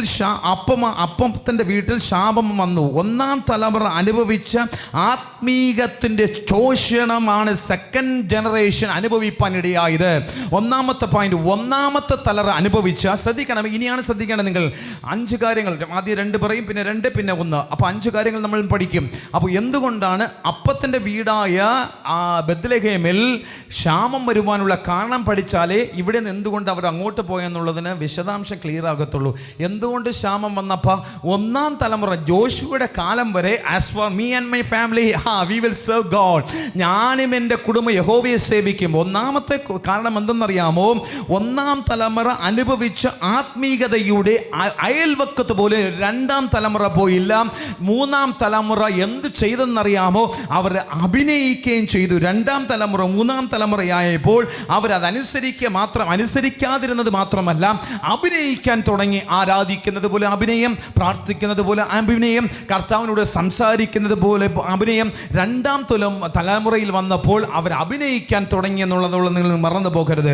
ഇതിന് വാക്കുകൾ തെളിവ് സഹിതം തന്ന് മുൻപോട്ട് പോകാം. ന്യായാധിപനുടെ പുസ്തകം, അതേ കാലഘട്ടത്തിൽ എഴുതിയ രൂത്തിന്റെ പുസ്തകം, കാലഘട്ടം മറഞ്ഞു കിടക്കുന്നത് ന്യായാധിപനുടെ പുസ്തകമല്ലേ? അപ്പോൾ ന്യായാധിപനുടെ പുസ്തകം 2-ാം അധ്യായത്തിന്റെ 4-ാമത്തെ വാക്യം നോട്ട് ചെയ്യുന്നവർ ദയവായി നിങ്ങൾ നോട്ട് ചെയ്യാം. ന്യായാധിപനുടെ പുസ്തകം 2-ാം അധ്യായത്തിന്റെ 4-ാമത്തെ വാക്യം ഒന്ന് വായിക്കുമോ കൂട്ടാ? യഹോവയുടെ ദൂതൻ ഈ വചനമെല്ലാം ഇസ്രായേൽ മക്കളോട് പറഞ്ഞപ്പോൾ ജനം ഉച്ചത്തിൽ കരഞ്ഞു. ശ്രദ്ധിക്കുക, ജനം ഉച്ചത്തിൽ കരഞ്ഞു. ഒന്നാമതായി they cried. വചനം കേൾക്കുമ്പോൾ ഒന്നാമത്തെ തലമുറ കുറിച്ച് അടുത്ത രണ്ടാമത്തെ തലമുറ പറയും. രണ്ടാമത്തെ തലമുറ കുഞ്ഞുങ്ങളല്ല, നമ്മളെ തന്നെയാണ്. ഒന്നാമത്തെ തലമുറ കഴിഞ്ഞു. ശ്രദ്ധിക്കണമേ, ഒന്നാമത്തെ തലമുറ ആദ്യം പറയും 2 കാര്യങ്ങൾ. അവർക്ക് ക്ഷാമം വരുവാനുള്ള കാര്യം പറഞ്ഞു. രണ്ടാമത്തെ തലമുറ എന്തുകൊണ്ട് അവിടെ നിന്ന് മോവാബിലേക്ക് പോയി. അപ്പോൾ ഇന്നത്തെ സന്ദേശം പൂർത്തീകരിക്കും. ഒന്നാമതായി അവർ പോകുവാനുള്ള ക്ഷാമം വരുവാനുള്ള കാര്യം, ഒന്നാമത്തെ തലമുറ അവർ വചനം കേൾക്കുമ്പോൾ തന്നെ നമ്മൾ വായിച്ചു കിട്ടുന്ന അവർ കരഞ്ഞ് നിലവിളിക്കുവാനിടയായി. വചനത്തിന് മുൻപിൽ കരയുന്ന വിറയ്ക്കുന്ന ഒരു മാതാപിതാക്കളെ ഇന്ന് കാരോടൻ സഭയ്ക്ക് ആവശ്യം. കുഞ്ഞുങ്ങളെ പറയരുത് പ്ലീസ്, നിങ്ങൾ ശ്രദ്ധിക്കണമേ. വചനത്തിന് മുമ്പിൽ കരയുന്ന, നിലവിളിക്കുന്ന, ഭയഭക്തിയോടിരിക്കുന്ന ഒരു തലമുറയെ കാരോട് കൃപാസന സഭയ്ക്ക് എനിക്ക് ആവശ്യമെന്ന് ഞാൻ ഉൾപ്പെടെ എനിക്ക് ആവശ്യം. ഞാൻ വചനത്തിന് മുൻപിൽ വിറയ്ക്കാതെ എൻ്റെ മക്കൾ ഫെറോഷ് ഫാബി ഒരിക്കലും നന്നാവുമെന്ന് ഒരിക്കലും തീരുമാനമെടുക്കരുത്. അവരെ നിങ്ങൾ എന്ത് തല്ലി പഠിപ്പിച്ചാലും ഒരിക്കലുമില്ല. മാതാപിതാക്കളായി ഞാൻ അനുഗമിക്കുന്ന പിൻഗാമികളായിട്ടത്ര എൻ്റെ മക്കൾ വളർന്നു വരുമെന്നുള്ളത് മറന്നു പോകരുത്. നിങ്ങളുടെ ഭവനത്തിൽ നിങ്ങൾ വചനത്തിന് വിറച്ചോ, വചനം കേട്ടുകൊണ്ടിരിക്കുമ്പോൾ തന്നെ, വചനങ്ങൾ വായിക്കുമ്പോൾ തന്നെ ധാരധാരായി കണ്ണിൽ നിന്ന് ധാരധാരായി നിങ്ങളുടെ ആ പേജിലേക്ക് ഈ വചനത്തിൻ്റെ ആഴങ്ങൾ പരിശോധിച്ച് നിങ്ങൾ നീറുന്ന അനുഭവത്തോട് കരയുന്നത് കുഞ്ഞുങ്ങൾ കണ്ടു നിൽക്കണം. അപ്പോൾ അതിലെന്തുണ്ടെന്നുള്ളത് അവർ വായിക്കുമ്പോൾ അവർക്ക് മനസ്സിലാകും. വചനം നിങ്ങൾ ആലയത്തിൽ നിന്ന് കേൾക്കുമ്പോൾ നിങ്ങൾ വിറയിലൂടെ കേൾക്കുന്നതായിരിക്കണം. ശ്രദ്ധിക്കണമേ, ഇന്ന് രാത്രികാലം ഒന്നാമത്തെ സന്ദേശം എന്തെന്നറിയാമോ? പഴയ നിയമകാലത്തിൽ ശാപം വരുവാനുള്ള രണ്ടാമത്തെ തലമുറയായ രൂത്തിന്റെ പുസ്തകം അനുഗമിക്കുമ്പോൾ വരുവാനുള്ള ഒന്നാമത്തെ കാര്യം ശോഷണമുണ്ടായി. ദൈവവചനത്തോട് ആർത്തിയില്ലാതെ, ദൈവവചനത്തോട് ഭയമില്ലാതെ പോയ രണ്ടാമത്തെ തലമുറയാണെന്നുള്ളത് ഒന്നാമതായി ഞാൻ പറയുവാൻ ആഗ്രഹിക്കുന്നുണ്ട്. കരങ്ങളെ ഉയർത്തി കർത്താവിന് മഹത്വം കൊടുത്താട്ടെ. ഹല്ലേലൂയ. അത് ഈ ഇടയ്ക്ക് ഒരു സഹോദരൻ ഇപ്രകാരം പറഞ്ഞു, ഇന്ന് കൺവെൻഷൻ അറ്റൻഡ് ചെയ്യണം. അതെന്തുകൊണ്ടാ? ഇനി ഒരുപാട് ചിരിക്കാനുണ്ടെന്ന്. ഒരുപാട് ആ പർട്ടിക്കുലർ പ്രഭാഷകൻ ഒത്തിരി ചിരിപ്പിച്ച് കളിപ്പിച്ച് വേദപുസ്തകം പഠിപ്പിക്കുന്ന ഒരാളാണ്. അതുകൊണ്ട് ഒരുപാട് ചിരിക്കണം. അതുകൊണ്ട് പെട്ടെന്ന് പോകണം, എനിക്ക് ഒരുപാട് ചിരിക്കാൻ കൊതിയുണ്ടെന്ന്. ചുട്ടി ടി വിയോ വേറെ എന്തെങ്കിലും കോമഡി സീൻ നോക്കിയാൽ മതിയായിരുന്നു. അതിന് ആലയത്തിൽ കൺവെൻഷനൊന്നും പോകണ്ട. മനസ്സിലായല്ലോ? അപ്പോൾ ചിരിക്കാനും പൊട്ടച്ചൊല്ലും കളിവാക്കും കിളവിക്കഥകളും ഒക്കെ പറയുന്നതല്ല പ്രഭാഷണമായി മാറി ഈ വേദികളിൽ. ഞാൻ പറയട്ടെ, വിറയലോടുകൂടെ കേൾക്കുന്ന ഒരു തലമുറ എഴുന്നേറ്റാൽ ഞാൻ ഉറപ്പു തരാം, നിങ്ങൾക്ക് മോവാബിലേക്ക് പ്രവേശനം ആവശ്യപ്പെടുന്നില്ല. കരങ്ങൾ ഉയർത്തി കർത്താവിനെ മഹത്വപ്പെടുത്തിയാട്ടെ. ഹല്ലേലൂയ. രണ്ടാമതായി ആ ശാപം വരുവാനുള്ള കാരണം ന്യായാധിപന്മാരുടെ പുസ്തകം 2-ാം അധ്യായത്തിന്റെ 7-ാമത്തെ വാക്യത്തിൽ തന്നെ ഉണ്ട്, വ്യക്തമായിട്ടുണ്ട്. ജനം യഹോവയെ സേവിച്ചു. വായിച്ചോ. യോശുവയുടെ കാലത്തൊക്കെ യോശുവ കഴിഞ്ഞിട്ട് ഏറിയ നാൾ ജീവിച്ചിരുന്നവരായി യഹോവ ഇസ്രായേലിന് വേണ്ടി ചെയ്ത മഹാപ്രവർത്തികളൊക്കെയും കണ്ടിട്ടുള്ളവരായ മൂപ്പന്മാരുടെ കാലത്തൊക്കെയും ജനം യഹോവയെ സേവിച്ചു. ശ്രദ്ധിക്കണമേ, ജനം അതിന്റെ ആകത്തുക ഇപ്രകാരമാണ്. വചനത്തിന്റെ ആകത്തുക, ജനം എന്തിനും ഏതിനും കർത്താവിനെ സ്തുതിക്കുവാനും ആരാധിക്കുവാനും തുടങ്ങി. അത്രയേ ഉള്ളൂ, ലളിതമായ കാര്യം. 7 ദിവസം സൺഡേ മാത്രമല്ല, 7 ദിവസം ദൈവത്തോടുകൂടെ ഇണപിരിയാതെ ബന്ധത്തിലായിരുന്നു ഒന്നാം തലമുറ. അപ്പോ ന്യായാധിപന്മാരുടെ ഒന്നാം തലമുറ ഏറിയ ബന്ധത്തിലായിരുന്നു. അവർ 7 ദിവസം ആരാധന വെച്ചാലും വരും. എന്തിനേറെ, ഇവിടെ 7 ദിവസം ആരാധനയില്ല. എന്നിട്ട് പോലും ഇവിടെ നിന്നുള്ള കയ്യടിയല്ല പുറത്തിറങ്ങിയ പോയാൽ, ഇവിടെ നിന്നുള്ള വാക്കുകളെല്ലാം പുറത്തിറങ്ങിയാൽ, ശ്രദ്ധിക്കണമേ, ഇവിടെ നിന്ന് പടിച്ചവിട്ട് ഇറങ്ങിയപ്പോഴുള്ള അന്യഭാഷയിലെ പുറത്ത് സംസാരിക്കുമ്പോൾ ഇവിടെ നിന്ന് ഇറങ്ങിയ അതേ കരങ്ങളല്ല അടുത്തവനെ നോക്കി വിരൽ ചൂണ്ടുന്നത്. ഇവിടെ നിന്ന് ഇറങ്ങിപ്പോകുമ്പോഴുള്ള വർത്തമാനങ്ങളും അല്ല കളിവാക്കുകളും അല്ലെങ്കിൽ വാക്കുകളെല്ലാം ഇവിടെ നിന്ന് ഇറങ്ങിപ്പോകുമ്പോൾ വിശ്വാസ സമൂഹത്തിനുണ്ടെങ്കിൽ ഒരിക്കലും നിങ്ങൾക്ക് ഈ അനുഗ്രഹത്തിൽ തുടരുവാൻ കഴിയത്തില്ല, ബെത്ലഹേമിൽ തുടരുവാൻ കഴിയത്തില്ല. നിങ്ങൾ മോബാബിലേക്ക് കണ്ണോടിക്കേണ്ട സിറ്റുവേഷൻസ് ലൈഫിൽ വന്നു വരാം. അപ്പോൾ ഒരു കാര്യം മനസ്സിലാക്കണമേ, മടുപ്പില്ലാത്ത ആത്മീക കാലഘട്ടമായിരുന്നു ഒന്നാം തലമുറ. ഹെഡിങ് ഇട്ടോ, മടുപ്പില്ലാത്ത ആത്മീയ ഒന്നാം തലമുറ. മുടിരാത്രി പ്രാർത്ഥന ഓടിക്കയറും, യോഗത്തിനകത്തൊക്കെ ഓടിക്കയറും, മുടിരാത്രി പ്രാർത്ഥന കയറും, സൺഡേ കയറും, വ്യാഴാഴ്ച ഓടിക്കയറും. ഇതാണ് മടുപ്പില്ലാത്ത ആത്മീക ജീവിതം. അത് വായിച്ചത് ഇപ്രകാരം, വചനത്തിന് ആകത്തുക അന്നത്തെ ഒന്നാം തലമുറ ആത്മീകത്തിന് മടുപ്പില്ലാത്ത ഒന്നാം തലമുറയായിരുന്നു. രണ്ട് കാര്യങ്ങൾ പഠിച്ചു, ശ്രദ്ധിക്കണമേ. ഒന്നെന്താണ്? വചനത്തോടുള്ള ദൈവഭയം. രണ്ടാമതായി ആത്മീകത്തോടുള്ള മടുപ്പില്ലാത്ത, എത്ര ആരാധിച്ചാലും കൊതി തീരാത്ത ഒരു ആത്മീക തലമുറ ഒന്നാം തലമുറയായിരുന്നു. മൂന്നാമത്തെ ഒരു കാര്യം കൂടെ, അവിടെ ശാപം അവിടെ വരുവാനുള്ള കാര്യം ശ്രദ്ധിക്കണമേ. ആ തലമുറ, ഒന്നാം തലമുറ, ജഡ്ജസ് വായിച്ചോ, ന്യായാധിപന്മാരുടെ പുസ്തകം 2-ാം അധ്യായത്തിന്റെ 10-ാമത്തെ വാക്യത്തിൽ തന്നെ ഉണ്ട് അവിടെ ക്ഷാമം വരുവാനുള്ള കാര്യം. വായിച്ചോ. പിന്നെ ആ തലമുറ ഒക്കെയും തങ്ങളുടെ പിതാക്കന്മാരോട് ചേർന്നു അവരുടെ ശേഷം യഹോവയെയും അവൻ ഇസ്രായേലിന് വേണ്ടി ചെയ്തിട്ടുള്ള പ്രവൃത്തികളെയും അറിയാത്ത വേറൊരു തലമുറ ഉണ്ടായി. വേറൊരു തലമുറ ഉണ്ടായി. അപ്പൊ അവര് ആ ഫസ്റ്റ് തലമുറ എങ്ങനെ പൂർത്തീകരിച്ചു എന്ന് പറഞ്ഞിട്ടില്ല. എങ്ങനെ പൂർത്തീകരിച്ചു? Finish the course perfectly. ഓട്ടം തികച്ചു, വിശ്വാസം കാത്ത് നീതി ഇവിടെ എനിക്കായി വച്ചിരിക്കുന്നു. Finish the course perfectly as Paulose പൂർത്തീകരിച്ചതുപോലെ വ്യക്തമായിട്ട് സത്യസന്ധമായിട്ട് പൂർത്തീകരിച്ച തലമുറയാണ് ഒന്നാമത്തെ തലമുറ. നിങ്ങൾ മറന്നു പോകരുത്. നിങ്ങളുടെ ജീവിതത്തിൽ വിശ്വാസത്തിൽ പോരാടി തീർക്കുന്ന ഒരു സന്തതിയായിട്ട് നിങ്ങൾ വിട്ടേച്ചു പോയാൽ അടുത്ത തലമുറ അതിൽ തുടരും. നിങ്ങൾ പൂർത്തീകരിച്ചില്ലെങ്കിൽ അടുത്ത തലമുറ മോബാബിലേക്ക് കണ്ണോടിക്കും. ഇത് പവർഫുള്ളാണ്. എത്ര പേർക്ക് നിങ്ങൾ വിശ്വാസം അറിയില്ല. സിസ്റ്റർ, ഞാനും നിങ്ങും ഏകദേശം, നിങ്ങൾ ഇവിടെ ഇരിക്കുന്ന ഭൂരിപക്ഷം പേരുടെ ഏജും എൻ്റെ ഏജും ഏകദേശം ഒരുപോലെയാണ്. വാർദ്ധക്യത്തിലായിരിക്കുന്ന 4-5 പേര് ഇതിൻ്റെ അകത്തുണ്ട്. മറ്റെല്ലാവരും നമ്മൾ ഒരു ഏജുകാരാണ്. ഞാനൊരു കാര്യം പറയട്ടെ, നമ്മുടെ ജീവിതത്തിൽ ഇനി ഒരു 20 വർഷം, മാക്സിമം പോയാൽ 20 വർഷം, അതല്ലേ 30 40 വർഷം എങ്ങനെ ആകത്തുക 29,000 ദിവസമാണെങ്കിൽ ഇനി എത്ര ദിവസമുണ്ടെന്നും നിങ്ങൾ ചിന്തിച്ചാലും മതി. 70 വയസ്സ് വരെ ജീവിച്ചിരുന്ന 29,000 ദിവസമെങ്കിൽ ഇനി എത്ര ദിവസം ജീവിച്ചിരിക്കുമെന്ന് നിങ്ങൾ ചിന്തിച്ചോ? ഈ ജീവിതത്തിലുള്ള ആകത്തുകയിൽ നിങ്ങൾ ഇട്ടേച്ചു പോകുന്ന ഒരു വിത്തായിരിക്കും നിങ്ങളുടെ തലമുറകൾ പിൻഗമിച്ചു വരുന്നുള്ളത് മറന്നു പോകരുത്. നിങ്ങൾ കണ്ണടയുമ്പോൾ പ്രത്യാശയോടെ നല്ല പങ്കാളിത്തം കൊടുത്ത് കണ്ണടയ്ക്കണമെങ്കിൽ ജീവിച്ചിരിക്കുമ്പോൾ ഈ 3 പാഠങ്ങൾ നിർബന്ധമായി നിങ്ങൾ ജീവിതത്തിൽ നിങ്ങൾ സഹോദരിമാർ സ്വീകരിച്ചേ മതിയാകത്തുള്ളൂ. വളരെ സിംപ്ലിഫൈഡ് ആണ്. വചനത്തോട് നിങ്ങൾക്ക് വിറയലുണ്ടാവണം. രണ്ടാമതായി ഒരിക്കലും മടുത്തു പോകാത്ത ഒരു ആത്മീക ഒരു ഉത്സാഹം ഉണ്ടാകണം. അമ്മ പള്ളിയിൽ പോകത്തില്ലെന്ന് പറഞ്ഞാൽ മക്കളും പോകത്തില്ല. അമ്മ വേദം വായിച്ചില്ലെങ്കിൽ മക്കളും വായിക്കത്തില്ലെന്നേ. അമ്മ 10 മിനിറ്റ് പ്രാർത്ഥിച്ച എങ്ങനെ മക്കൾ 15 മിനിറ്റ് പ്രാർത്ഥിക്കും? അമ്മ മുൻ ഉദാഹരണമായിരുന്നു. ഒരിക്കലും മടുപ്പില്ലാത്ത ഒരു ആത്മീക ജീവിതം മുൻപോട്ട് കൊണ്ടുപോകാൻ ശ്രമിച്ചാൽ ഞാൻ ഉറപ്പു തരാം, ഈ വചനത്തിൽ ഉറപ്പു തരാം, ഒരിക്കലും മോബാബിലേക്ക് നിങ്ങളുടെ മക്കൾ കണ്ണ് നോക്കുവാൻ സാധിക്കത്തില്ല. കരങ്ങളിലേക്ക് കർത്താവിനെ മഹത്വപ്പെടുത്തിയാട്ടെ. ഹല്ലേലൂയ. രണ്ടാം തലമുറ എന്തായെന്ന് പഠിക്കണ്ടേ? അതുകൊണ്ടല്ലേ ശാപത്തിന്റെ പട്ടണത്തിൽ നിന്ന് ക്ഷാമം വന്ന ബെത്ലഹേമിൽ നിന്ന് മോബാബിലേക്ക് പോയത്. വായിച്ചോ, ന്യായാധിപന്മാരുടെ പുസ്തകം 2-ാം അധ്യായത്തിന്റെ 10-ാമത്തെ വാക്യത്തിൽ ബി പാർട്ട് വായിച്ചോ. ലാസ്റ്റ് പാർട്ട് വായിച്ചോ. അവൻ ഇസ്രായേലിന് വേണ്ടി ഇത് 2-ാം തലമുറയെ കുറിച്ചാണ് നമ്മൾ വായിച്ചു നിർത്തിയത്. 10-ാമത്തെ വചനം 1-ാം തല, അതിനുശേഷം 2-ാം തലമുറ ഉണ്ടായി. ആ 2-ാം തലമുറയെ കാര്യങ്ങൾ പറയുന്നതാണ്. വായിച്ചോ. അവരുടെ ശേഷം യഹോവയെയും അവൻ ഇസ്രായേലിന് വേണ്ടി ചെയ്തിട്ടുള്ള പ്രവൃത്തികളെയും അറിയാത്ത വേറൊരു തലമുറ ഉണ്ടായി. എന്നാൽ ഇസ്രായേൽ മക്കൾ യഹോവയ്ക്ക് അനിഷ്ടമായുള്ളത് ചെയ്തു. Very good. മതി. ഇതിന്റെ പ്രതി എന്താ വേണ്ടത്? വേദവാക്യം. 2-ാം തലമുറ വന്നപ്പോൾ വേദവാക്യം തിരിഞ്ഞത് കൊണ്ടോ? നിങ്ങൾ ശ്രദ്ധിച്ചില്ലേ? വായിച്ച് ശ്രദ്ധിച്ചില്ലേ? അപ്പോൾ 2-ാം തലമുറ വന്നപ്പോൾ തന്നെ തിരിഞ്ഞില്ലേ? കഥ മാറിയില്ലേ? എന്താണ് മാറിയത്? ആ 3 ഈ തലമുറ സ്വീകരിച്ചില്ല. അവർ പിൻഗമിച്ച 3 കാര്യങ്ങളെ 2ാം തലമുറ സ്വീകരിക്കാതെ പോയി. പ്രാർത്ഥിച്ചിട്ട് കാര്യമില്ല സഹോദരിയെ, നിലവിളിച്ചിട്ടൊന്നും കാര്യമില്ല. നിങ്ങൾ ആദ്യത്തെ 3 എണ്ണം നിങ്ങൾ പിൻഗമിച്ചു വന്നാൽ ഞാൻ പറയട്ടെ, നിങ്ങളുടെ മക്കളൊന്നും തെറ്റിപ്പോകാൻ ഒരിക്കലും കർത്താവ് സമ്മതിക്കത്തില്ല. നമ്മൾ ലിസ്റ്റിൻ്റെ അകത്തില്ല, നമ്മൾ ക്രൈറ്റീരിയ അകത്തില്ല, നമ്മൾ ക്യാരക്ടറിസ്റ്റിക് എപ്ലിക്കേഷൻ്റെ അകത്തില്ല, നമ്മൾ അതിൻ്റെ അകത്തില്ലല്ലോ. പിന്നെ എങ്ങനെയാ ദൈവത്തെ ഇതിന് ഞാൻ കൊടുക്കുന്ന സൈഡ് കിട്ടി? ദൈവത്തെ അറിയാത്ത ഒരു തലമുറ, ദൈവത്തെ അതല്ലേ ആകത്തുക. ലിശ വായിച്ചതിൻ്റെ വചനത്തിൻ്റെ ലാസ്റ്റ് ബി പാർട്ടിൻ്റെ ആകത്തുക അതാണ്, ദൈവത്തെ അറിയാത്ത ഒരു തലമുറ. പൗലോസ് പറഞ്ഞു, ഭക്തിയുടെ വേഷം ധരിച്ച് ശക്തിയെ ത്യജിക്കുന്ന ഒരു തലമുറ. അത് ബ്യൂട്ടിഫുൾ ആണ്. നമ്മുടെ ചർച്ചിൽ അങ്ങനെ ഒരു തലമുറകളും വരാത്തതിന് സ്തോത്രം ചെയ്ത് ഉണ്ടെങ്കിൽ നമ്മൾ അവർക്ക് വേണ്ടി പ്രാർത്ഥിക്കാം.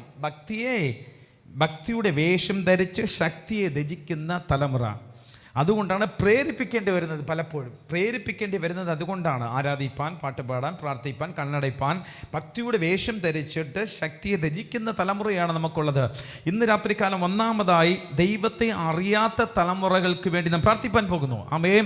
ഇന്നും നമ്മുടെ സഭകളിലോ സംഘത്തിലോ പാരമ്പര്യത്തിലോ കുടുംബത്തിലോ ആരെങ്കിലും ദൈവത്തെ പെന്തിക്കോസ് അനുഭവത്തായി ഞാൻ പറയുന്നത്, പെന്തിക്കോസ് അനുഭവത്തിലിരുന്നു കൊണ്ട് ദൈവത്തെ നേരിട്ട് ഇടകാണൽ കഴിയാത്ത, നേരിട്ട് ബന്ധം പുലർത്തുവാൻ കഴിയാത്തവരെയാണ് ദൈവത്തെ അറിയാത്ത തലമുറ എന്ന് പറയുന്നത്. അപ്പുറത്തെ വീട്ട് അവരെയല്ല ഞാൻ പറയുന്നത്. ഈ നാളിൽ പെന്തിക്കോസ് അനുഭവത്തിൽ ഇരിക്കുന്നവരെയാണ് ഞാൻ ഉദ്ദേശിക്കുന്നത്. ദൈവത്തെ അറിയാത്ത തലമുറ, അവനെ മനോഹരത്തെ അറിയാത്ത തലമുറയെക്കുറിച്ചാണ് ഞാൻ സംസാരിക്കുന്നത്. രണ്ടാമതായി, ന്യായാധിപരുടെ പുസ്തകം 2-ാം അധ്യായത്തിന്റെ 11 മുതൽ 13 വരെ നിങ്ങൾ വായിച്ചാൽ ബ്യൂട്ടിഫുൾ ആയിട്ട് അവർ എഴുതിയിട്ടുണ്ട്. ദൈവത്തിന് ഇഷ്ടമില്ലാത്തതെല്ലാം ചെയ്യുന്ന ഒരു തലമുറ. കൂടെ വായിക്കുമോ? അത് 11 മുതൽ വായിച്ചു. 11 മുതൽ. എന്നാൽ ഇസ്രായേൽ മക്കൾ യഹോവയ്ക്ക് അനിഷ്ടമുള്ളത് ചെയ്ത് ബാൽ വിഗ്രഹങ്ങളെ സേവിച്ചു. തങ്ങളുടെ പിതാക്കന്മാരെ മിസ്രയീം ദേശത്തു നിന്ന് കൊണ്ടുവന്ന തങ്ങളുടെ ദൈവമായ യഹോവയെ ഉപേക്ഷിച്ചു. വിഗ്രഹാരാധന, ദൈവത്തിന് കൊടുക്കേണ്ട സ്ഥാനം ദൈവത്തിന് കൊടുക്കാത്തതെല്ലാം പുതിയ നിയമ അടിസ്ഥാനത്തിൽ എന്താണ് വിഗ്രഹാരാധന എന്ന് പറയും.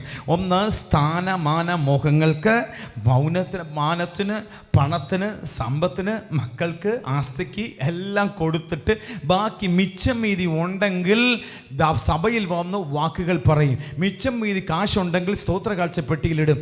ഇങ്ങനെ ഉള്ള വിശ്വാസ സമൂഹത്തെ അല്ല കർത്താവ് പറയുന്നത്. കർത്താവിന് വേണ്ടി ആദ്യം സകലതും കർത്താവിന് വേണ്ടി കൊടുക്കുന്നതെയാണ് കർത്താവിന് ആവശ്യമെന്നാണ് ഇവിടെ പഠിപ്പിക്കുന്നത്. ഒന്നാമതായി ഈ തലമുറയ്ക്ക് വേണ്ടി നാം പ്രാർത്ഥിക്കേണ്ട രണ്ടാമത്തെ കാര്യം, എല്ലാം കൊടുത്തിട്ട് അവസാനം കുറേശ്ശെ മിച്ചം മീതി കർത്താവിന് കൊടുക്കുന്ന തലമുറയായി 2ാമത്തെ തലമുറ മാറി. അതായത് അവിടെ കുടുംബത്തിനും പാരമ്പര്യത്തിനും ബഹുമാനത്തിനും ജോലിക്കും, എഞ്ചിനീയറാകാം, ഡോക്ടറാകാം, എന്തുമാകാം, അതിന് കൊടുക്കുന്ന പ്രൗഢത കൂടി ഗംഭീരം കൂടി, ടൈയായി, കോട്ടായി, ഷൂ ആയി ഇപ്പോൾ ദൈവത്തെ നമസ്കരിച്ച് താഴെ വന്നിരുന്ന് ആരാധിപ്പാനോ അല്ലെങ്കിൽ മഹത്വപ്പെടുത്തുവാനോ ഇളം തലമുറകൾക്ക് കഴിയാത്ത കാര്യം എന്നറിയാമോ? ആ ദൈവത്തിന് കൊടുക്കേണ്ട സ്ഥാനം അവർ കൊടുക്കാതെ വന്നപ്പോഴാണ്. അതുകൊണ്ടാണ് മോവാബിലേക്ക് ഇവിടെ പച്ചപ്പുൽ കാണുമ്പോൾ, അവിടുത്തെ പച്ചപ്പുൽ കാണുമ്പോൾ ബേത്ലെഹേമിൽ നിൽക്കുമ്പോൾ തന്നെ കർത്താവ് പിടിച്ചുയർത്തുമെന്ന പ്രത്യാശയില്ലാതെ മോവാബിലേക്ക് കണ്ടുപോകാനുള്ള കാര്യം. അവർക്ക് ഇതല്ല ഇമ്പോർട്ടൻ്റ്, അവർക്ക് നിത്യതയല്ല, പ്രവേശനമല്ല അവർക്ക് ഇഷ്ടമുള്ളത്. അവർക്ക് ഈ ലോകത്തിലുള്ള ഇൻപമുള്ള പല മോഹങ്ങളുമാണ് വിശപ്പടക്കാൻ കഴിയാത്ത വിശ്വാസ സമൂഹം. കരങ്ങൾ ഉയർത്തി കർത്താവിന് മഹത്വം കൊടുത്തിയുടെ ഹല്ലേലൂയ. അതുകൊണ്ടാണ് ഇപ്രകാരം ഇന്ന് നാമതേ സഭയുള്ളവരെ ഞാൻ വിളിക്കുന്ന ഒരു പേരുണ്ട്. അങ്ങാടിയിൽ വന്ദനവും വേണം, പള്ളിയിൽ മുഖ്യാസനം ഒരുമിച്ച് വേണം. അപ്പോൾ അങ്ങാടിയിൽ വന്ദനവും വേണം, പള്ളിയിൽ മുഖ്യാസനവും വേണം. മനസ്സിലായവർക്കായി സ്തോത്രം ചെയ്യുന്നു. മനസ്സിലായവർക്കായി സ്തോത്രം. പൊളിച്ചാൽ പ്രശ്നമാകും. അങ്ങാടിയിൽ വന്ദനവും വേണം, പള്ളിയിൽ മുഖ്യാസനവും വേണം. ഇങ്ങനെ ഒരു കൂട്ടം സമൂഹം ഇന്നും ഉള്ളത് കൊണ്ടാണ് അവരുടെ ഇടയിൽ ആത്മീക പരിശുദ്ധാത്മാവിന്റെ അഭിഷേകത്തെയോ അല്ലെങ്കിൽ ആത്മീകത പഠിച്ചുയർത്തുവാൻ കഴിയാത്ത അന്തരീക്ഷത്തിലേക്ക് അവർ മറയുന്നത്. അവർ ഇന്ന് അകൽക്കാലിരിക്കുന്നത്. കരങ്ങൾ ഉയർത്തി കർത്താവിന്റെ മഹത്വം കൊടുത്തിയാട്ടെ. ഹല്ലേലൂയ. ആകത്തുക സഭയുടെ വില ഇടിച്ചു കളയുന്ന ചിലരെയൊക്കെ കർത്താവ് സഭയ്ക്ക് കൊണ്ടുവരാതിരിക്കുന്നതാണ് നല്ലത്. സഭയുടെ, ശ്രദ്ധിക്കണമേ, സഭയുടെ വിശുദ്ധിയെയും സഭയുടെ പ്രമാണങ്ങളെയും ഇടിച്ചു കളയാതിരിക്കുന്ന ചിലരെ നമുക്ക് വേണം. ആമേൻ. ഇടിച്ച് കളയുന്നവരല്ല, സഭയുടെ ആകത്തുകയാതെ വിശുദ്ധിയുടെ പ്രമാണത്തിൽ വിശുദ്ധനായ ദൈവത്തെ ആരാധിക്കുന്ന ആ സാർവത്രിക സംഘമാണ് കർത്താവിൻ്റെ തിരുസഭയായ ആ തിരുശരീരമായ തിരുസഭ. അതിനെ വിലയിടിച്ച് കളയുന്ന ഒന്നും നാം ഒരിക്കലും സപ്പോർട്ട് ചെയ്യാൻ നിൽക്കരുതെന്നുള്ളതാണ്. ഇത് നിങ്ങൾ എത്ര പേര് എന്നോട് അനുമോദിക്കുന്ന അറിയില്ല. എന്നാൽ ഞാൻ അത് പറയേണ്ട സാഹചര്യത്തിൽ മോവാബിനെ കുറിച്ച് പറയുമ്പോൾ ബത്ലഹേമിനെ കുറിച്ച് പറഞ്ഞേ മതിയാകത്തുള്ളൂ. കരങ്ങൾ ഉയർത്തി കർത്താവിന് മഹത്വം കൊടുത്തിട്ട് ഹല്ലേലൂയ. രണ്ടാമത് ന്യായാധിപന്മാരുടെ പുസ്തകം 2-ാം അധ്യായം 14-ാമത്തെ വാക്യം. അടുത്ത അവർക്ക് സംഭവിച്ച ഒരു പോരായ്മയെ കുറിച്ച് അവിടെ എഴുതിയിട്ടുണ്ട്. വായിക്കുമോ? യഹോവയുടെ കോപം ഇസ്രായേലിന്റെ നേരെ ജ്വലിച്ചു, അവരെ കവർച്ച ചെയ്യേണ്ടതിന്. Utterly defeated generation. ഞാൻ വിളിക്കുന്ന പേര് അട്ടർലി ഡിഫീറ്റഡ് ജനറേഷൻ. ഏത് തലമുറയും അനുഭവിക്കാത്ത ഡിഫീറ്റ് അവരുടെ ജീവിതത്തിൽ പരാജയം കണ്ടത് കൊണ്ടാണ്. അടുത്ത വാക്യം നിങ്ങൾ മറക്കരുത്, ശ്രദ്ധിക്കണമേ, ഇനി മറക്കരുത് നിങ്ങൾ. അടുത്ത വാക്യം, ഈ തലമുറ മാതാപിതാക്കൾ കാണാത്ത ഡിഫീറ്റ് ആരിത് അനുഭവിക്കും? നമ്മുടെ തലമുറകൾ അനുഭവിക്കും.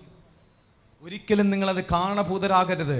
നിങ്ങളുടെ ജീവിതത്തിൽ ഇന്ന് കാലത്തിൻ്റെ പോക്ക് നിങ്ങൾ കണ്ടല്ലോ. എൻ്റെ പപ്പയും അമ്മയും ഒക്കെ പപ്പ ജീവിച്ചിരുന്ന കാലത്ത് അവർക്ക് 20,000 രൂപ ശമ്പളം മതിയായിരുന്നു, 10,000 രൂപ ശമ്പളം മതിയായിരുന്നു. അവർ നാളെ 3 വേലസ്ഥലവും പണിഞ്ഞു, ഏക്കർ കണക്കിൽ വസ്തുവും വാങ്ങിയിട്ടു, മക്കളെ സമ്പാദ്യം ബാങ്ക് ബാലൻസ് എല്ലാം വച്ചിട്ട് പോകാൻ ആ 10,000 രൂപ വരെ ശമ്പളം മതിയായിരുന്നു. ഇന്ന് 50,000 ഏൺ ചെയ്, ബാങ്ക് ബാലൻസ് ഉണ്ടോ എന്ന് ചോദിച്ചാൽ സത്യമല്ലേ? അപ്പോൾ എന്താണ് സംഭവം? പരാജയത്തിലേക്കല്ലേ നീങ്ങുന്നത് നമ്മളെ തലമുറ? പരാജയത്തിലേക്ക്. നമ്മൾ രാവിലെ മുതൽ വൈകുന്നേരം വരെ പണിയെടുക്കുന്നുണ്ട്. എത്ര പേർക്ക് ഇവിടെ പറയാൻ കഴിയും? രാവിലെ മുതൽ, ഞാൻ ഉൾപ്പെടെ, രാവിലെ മുതൽ വൈകുന്നേരം വരെ പണിയെടുക്കുന്നുണ്ട്. എത്ര ലക്ഷം ബാങ്ക് ബാലൻസ് ഉണ്ട്? ഇല്ലല്ലോ. അപ്പോൾ ഈ 2-ാം തലമുറ വിശുദ്ധിയിലും വേറുപാടിൽ നാം കെട്ടിപ്പൊക്കി നിന്നാൽ അവർ അതുപോലെ അനുഗ്രഹിക്കപ്പെട്ട് വളർന്നു വരും. ഈ പ്രത്യാശ അവരുടെ കണ്ണുകൾ മൊത്തം ഭൗതികത്തിൽ അടിയമർന്നു പോയാൽ ആത്മീകം കൂടിയ ശ്രദ്ധിക്കണമേ, ആത്മീകം പൊളിഞ്ഞാൽ കൂടിയ താമസവിനെ നീ അവന് വേണ്ടി വച്ചിരിക്കുന്ന ഭൗതികം പൊളിയും. അപ്പോൾ ആത്മീകമാണ് ഇതിന് ഫൗണ്ടേഷൻസ്. ഭയങ്കര ക്രിട്ടിക്കൽ സിറ്റുവേഷൻസ് നിങ്ങൾ മനസ്സിലാക്കണമേ. നിങ്ങൾ അവന് 10 സെൻറ്റല്ല, 20 ലക്ഷമല്ല, 50 ലക്ഷം ബാങ്ക് ബാലൻസ് കരുതിക്കൂട്ടി വെച്ചാലും ആത്മീയത പണിഞ്ഞില്ലെങ്കിൽ ഭൗതികം നിൽക്കുന്ന ആത്മീകത്തിൻ്റെ അടിസ്ഥാനത്തിലാണ് ഭൗതികം പണിയപ്പെട്ടിരിക്കുന്നത്. അത് നിങ്ങൾ മറന്നു പോകരുത്.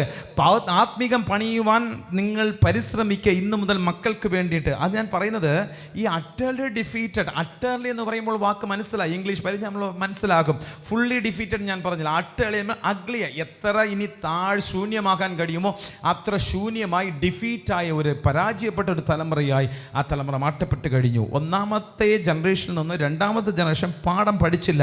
അപ്പോൾ ആത്മീക വിശ്വാസത്തിൽ ഒരു ശാപം വന്നെന്ന് വെച്ചാൽ അതിൻ്റെ അർത്ഥം ഇനി നമ്മൾ പഠിക്കാൻ പോകുന്നത് ആത്മീകതയ്ക്ക് ഒരു ക്ഷാമം വന്നു. ബത്ലഹേമിൽ ആത്മീകതയ്ക്ക് ഒരു ക്ഷാമം വന്നപ്പോൾ മോവാബിലേക്ക് കണ്ണോടിക്കുന്ന കൃപാസന സഭയായി നാം മാറരുത്. എങ്ങനെ? ആത്മീകത്തിൽ കാരോട് കൃപാസന സഭയിൽ ആരാധിക്കുമ്പോൾ, അല്ലെങ്കിൽ നിങ്ങൾ വേറെ ഏതെങ്കിലും സഭകൾ ആരാധിക്കുന്നവരോടുണ്ട്, IPCയിൽ ആരാധിക്കുന്നവരുണ്ട്, നാം ആരാധിക്കുന്ന റെസ്പെക്റ്റീവ് ചേർച്ചസിൽ ആരാധിക്കുമ്പോൾ അവിടെ ഒരു ആത്മീകതയ്ക്ക് ഒരു എന്ത് സംഭവിക്കരുത്? ആത്മീയത ഒരു കുറവ് സംഭവിക്കാതെ ഇരുന്നാൽ മാത്രമേ 2-ാമത് ജനറേഷൻ നിങ്ങൾ എന്ത് ചെയ്യാൻ കെട്ടിപ്പൊക്കുവാൻ കഴിയത്തുള്ളൂ. 1-ാമത്തെ കാര്യം. 2-ാമത്തെ കാര്യം, ദർശനമില്ലാത്ത ഒരു തലമുറ. അത് ദർശനമില്ലാത്തൊരു, അത് വായിക്കാൻ സമയമില്ല, തുടർന്ന് നിങ്ങൾ വീട്ടിൽ പോയി വായിച്ചാൽ, ന്യായാധിപന്മാരുടെ പുസ്തകം വായിച്ചാൽ മതി. ദർശനമില്ല, വെളിപ്പാടുണ്ടെങ്കിൽ ഈ തലമുറകളെ അട്ടർലി ഡിഫീറ്റഡ് തലമുറയായി മാറത്തില്ലായിരുന്നു. അപ്പോൾ ഇവിടുത്തെ തലമുറയ്ക്ക് അന്നത്തെ നിത്യതയിൽ പ്രവേശിക്കാൻ വേണ്ടിയിട്ട് 50 വയസ്സ് വരുമ്പോഴേ, 40 വയസ്സ് ആരോഗ്യത്തോടെ ഇരിക്കുമ്പോഴേ നിത്യതയെക്കുറിച്ച് പ്രാർത്ഥിക്കുന്ന എൻ്റെ മാതാപിതാക്കളെ ഞാൻ കണ്ടിട്ടുണ്ട്. കാരണം പ്രത്യാശ അതിലാണ്. ആമേൻ. അപ്പോൾ അതുകൊണ്ടാണ് ഞാൻ പലപ്പോഴും പറയുന്നത്, എന്തുകൊണ്ട് നിങ്ങൾക്ക് മക്കൾക്ക് ആരാധിപ്പാൻ കഴിയത്തില്ലെന്നറിയാമോ? അവർ വന്ന വഴികളെ മറന്നാൽ അവർക്ക് ആരാധിപ്പാൻ കഴിയത്തില്ല. നിങ്ങൾ പ്രയത്നിച്ചത്, നിങ്ങൾ അവർക്ക് വേണ്ടി കഷ്ടപ്പെട്ടത് ഇടയ്ക്കിടയ്ക്ക് പിടിച്ചിരുത്തി പറഞ്ഞു കൊടുത്തില്ലെങ്കിൽ അവർ ആലയത്തിൽ വന്ന് ആരാധിക്കത്തില്ലെന്നേ. അതെങ്ങനെ ആരാധിക്കും? അവർ കഷ്ടം അറിഞ്ഞിട്ടില്ലല്ലോ. അപ്പം നിങ്ങൾ അനുഭവിച്ച പ്രയാസങ്ങളെ, വന്ന വഴികളെ മക്കൾക്ക് പറഞ്ഞു കൊടുത്താൽ മക്കൾ ആരാധിക്കും. വന്നെങ്ങേ കർത്താവ് പാടി ആരാധിക്കും. കർത്താവ് എൻ്റെ മാതാപിതാക്കൾക്ക് കൊടുത്ത നല്ല ആയുസ്നായി സ്തോത്രം, എന്നെ അനുഗ്രഹിച്ച് അവർക്ക് തലമുറയായി തന്നതുകൊണ്ട് സ്തോത്രം എന്ന് ആര് പാടും സിസ്റ്റർ? മക്കൾ പാടും. കാരണം മക്കൾക്ക് നിങ്ങളൊന്നും പറഞ്ഞു കൊടുത്തിട്ടില്ലല്ലോ. എൻ്റെ പപ്പ സകലതും പറഞ്ഞ്, എൻ്റെ വിവാഹത്തിന് മുൻപ് സകലതും പറഞ്ഞു കൊടുത്തിട്ടുണ്ട്, സകലതും പറഞ്ഞു തന്നിട്ടുണ്ട്, A to Z സകലതും പറഞ്ഞു കൊടുത്തിട്ടുണ്ട്. എൻ്റെ അമ്മ എനിക്ക് പറഞ്ഞു തന്നിട്ടുണ്ട്, ഇവിടുന്ന് സൂര്യോട് സ്കൂൾ വരെ നടന്ന് ഈ കിട്ടുന്ന കാശ് ഒരു ചായ പോലും കുടിക്കാതെ അവർ ചേർത്ത് വെച്ചാണ് ഇത്രയും കാര്യങ്ങൾ ഞങ്ങൾക്ക് വേണ്ടി നേടിത്തന്നത്. അതുകൊണ്ടൊരു അറപ്പ് അവിടെ കാലത്തിന് ശേഷം അതിൽ നിന്ന് 1 സെന്റ് വിൽക്കാൻ പോലും സമ്മതിക്കാത്ത മനസ്സ്. കാരണം വന്ന വഴികളെ മറന്നാൽ പിന്നെ അത് പോയില്ലേ. നിങ്ങൾക്ക് മനസ്സിലാക്കണം, ആലയത്തിൽ ഒരുത്തൻ വന്ന വഴികളെ മറന്നാൽ അവർ ആരാധിക്കത്തില്ല. രണ്ടാമതായി ആരാധിക്കാതിരിക്കാൻ റീസൺ എന്തെന്നറിയാമോ? അവൻ പോകുന്ന വീടിനെ കുറിച്ച് അവന് പ്രത്യാശയില്ലെങ്കിൽ അവൻ ആരാധിക്കത്തില്ല. അത്രയേ ഉള്ളൂ. അതുകൊണ്ടാണ് ഏത് സഭകളിൽ പോയാലും 30% peoples will enjoy in worship. അവർ ആരാധിച്ചുകൊണ്ടിരിക്കും. പിന്നെ 30% അങ്ങ് നോക്കിയിരിക്കും. പ്രത്യേകിച്ച് അങ്ങോട്ടും നോക്കി, വലത് വശത്ത് നോക്കി, ഇടതുവശത്ത് നോക്കിയൊക്കെ ഇരിക്കും. പ്രത്യേകിച്ച് 30%. പിന്നെ ബാക്കിയുള്ള 40% കുനിഞ്ഞ് ഒറ്റ ഇരിപ്പാൻ, അനങ്ങാപ്പാറ നയം സ്വീകരിച്ച് ഒറ്റ ഇരിപ്പ്. അവസാനം വരെ അവർ അനങ്ങത്തില്ല. എന്ത് പറഞ്ഞാൽ അനങ്ങത്തില്ല. ഇത്രയും ശതമാനം പേരാണ് ആലയത്തിലുള്ളത്. കാരണം എന്താണെന്ന് പറയുന്നത്, ആത്മീയതയ്ക്ക് ഒരു മങ്ങൽ സംഭവിച്ചത് കൊണ്ടാണ്. ഇന്ന് വ്യക്തമായിട്ട് പരിശുദ്ധാത്മ സംസാരിക്കുന്നുണ്ട്. എനിക്കൊരു ഉറപ്പുണ്ട്, ഇതിൻ്റെ അകത്ത് ഈ രൂത്തിൻ്റെ പുസ്തകം കംപ്ലീറ്റ് ആകുമ്പോൾ നിങ്ങളുടെ കുടുംബം പണിയപ്പെടണം. നിങ്ങളുടെ കുടുംബം തിരിച്ച് ബെത്ലഹേമിൽ എത്തണം. ഒരുമിച്ച് തിരിച്ച് ബെത്ലഹേമിൽ നിങ്ങൾ എത്തിയിരിക്കണം, മോവാബിൽ തുടരാനല്ല. ആമേൻ.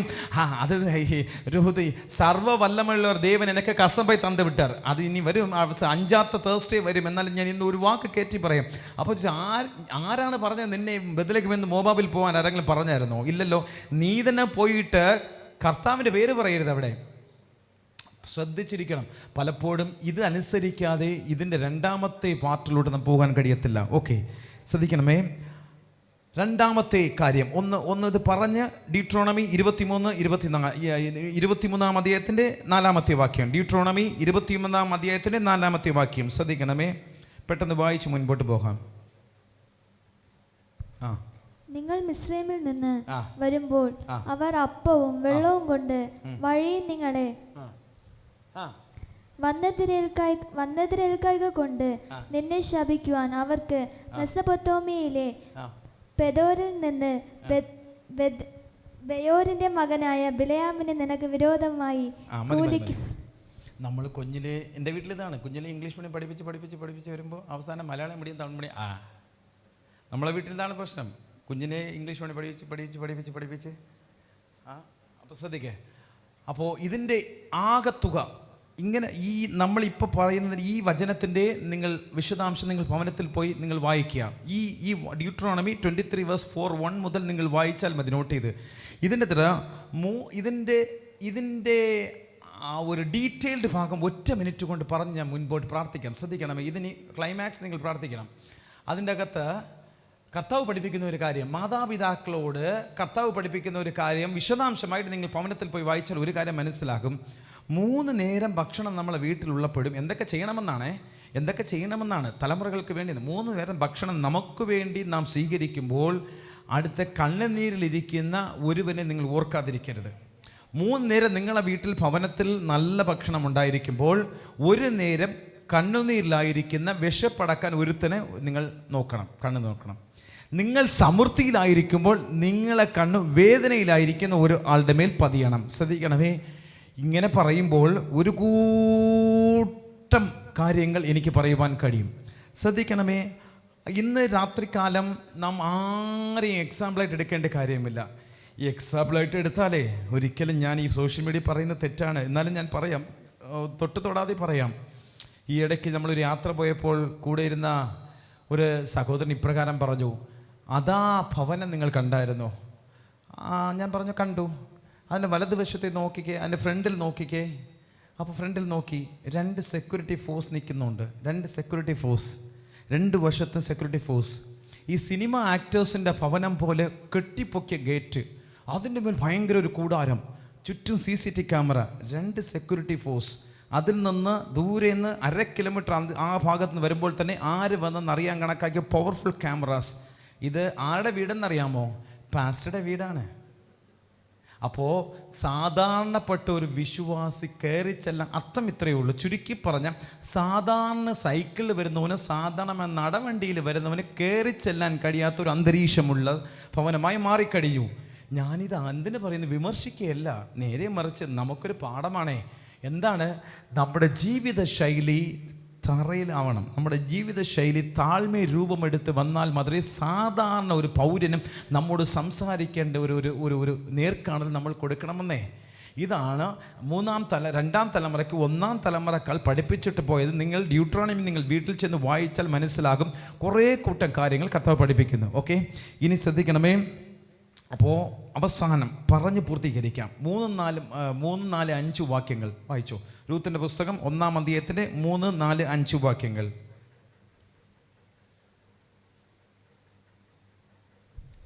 വായിച്ചു.